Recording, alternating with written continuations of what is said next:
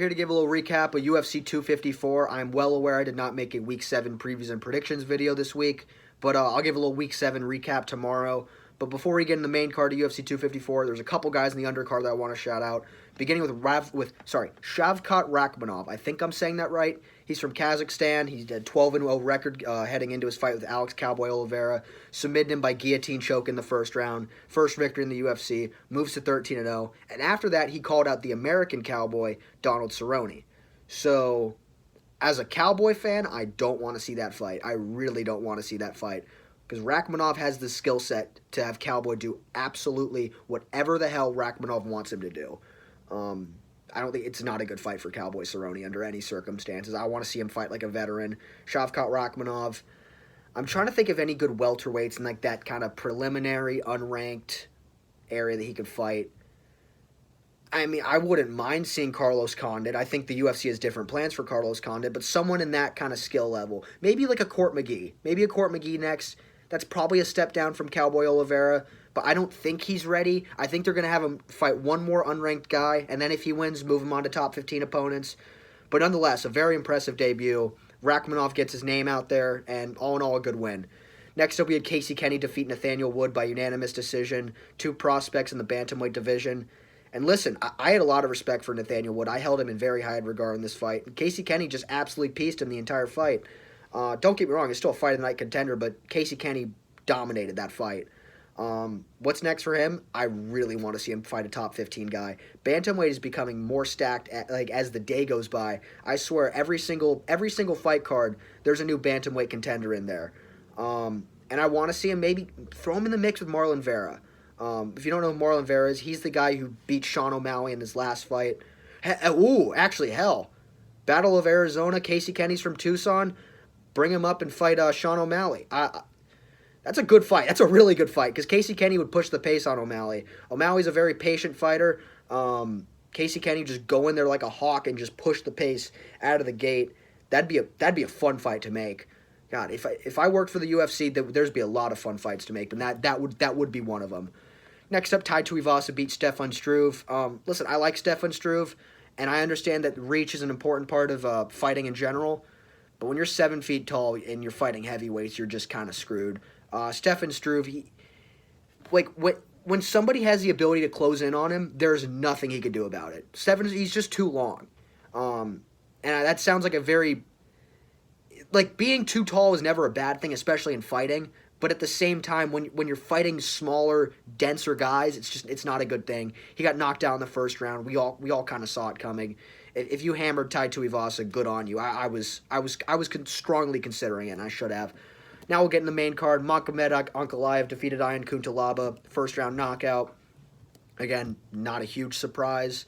That's another guy. I want to see Ankalaev fight a top 15 guy. Maybe throw him in with like Ryan Spann or Nikita Krylov. Someone in that like 12-13 range in light heavyweight. I want to see Ankalaev up next against. Lauren Murphy defeated Lilia Shakirova. I think I'm saying that right, by a rear naked choke in round 2. Again, we all expected, if you watched the fight, you saw it was... Shakirova could literally got zero offense. It was a terrible fight. I shouldn't say terrible fight. For the casual, it was a terrible fight. I didn't expect Lauren Murphy to have that advanced ground game, but her ground game's improved a lot since I last saw her fight. I'm not necessarily a giant Lauren Murphy fan. I've only seen her fight a couple times, but she looked a lot better. As for the title shot she asked for, I don't think she's going to get it. Maybe someone like I kind of want to see that Cynthia Calvillo fight. That was supposed to happen on this card, but that never did. Either Cynthia Calvillo or maybe Jessica Andrade, but she's not going to get the winner of Shevchenko in my eye. I can promise you that. After that, Phil Hawes defeated Jacob Malkoun in 18 seconds. Phil Hawes just walked in there and just starched him. It was 18 seconds. It was quick. He, I think, rocked him with like 2 punches, and that was it. Great showing for the former Contender Series alum. I want to see Phil Hawes in there more often. Hell, maybe on even on some main cards. I mean, that was his debut on pay-per-view, and 18-second knockout. Can't really get a better debut than that. After that, Alexander Volkov defeated Walt Harris by body kick. Yeah, I mean, listen, I underestimated Alexander Volkov. I really did. We saw in the last fight Curtis Blades just absolutely piece him, but I did not realize Volkov's striking was that advanced. I didn't really see that in the Lewis fight. Sorry. I haven't seen that in any of his previous fights. But good on Alexander Volkov. What's next for him? I'd maybe like to see like an Overeem fight or Junior Dos Santos. He's fresh off a loss. Actually, the more I think about it, I really like that Overeem fight because Volkov is a very technical striker, and so is Overeem. And Overeem wants another push at the title. Volkov wants to get back in the mix. I'm assuming after this, that's going to be like a 5-6 matchup. I like that matchup a lot. I think that's the fight to make in the heavyweight division. After that, Robert Whittaker defeated Jared Cannonier by unanimous decision. It was a close one, though. From someone who invested heavily on Robert Whittaker, I probably should have told you guys to hammer Robert Whittaker because I come across these fights like every 6 or 7 cards. The last one was Overeem versus Sakai, where you just see there's absolutely no way the guy I'm betting on loses this fight. And I thought that tonight or 2 nights ago with Robert Whittaker. I'm well aware that Jared Cannonier possesses power, probably the best power in the middleweight division, some of the heaviest hands in the entire organization.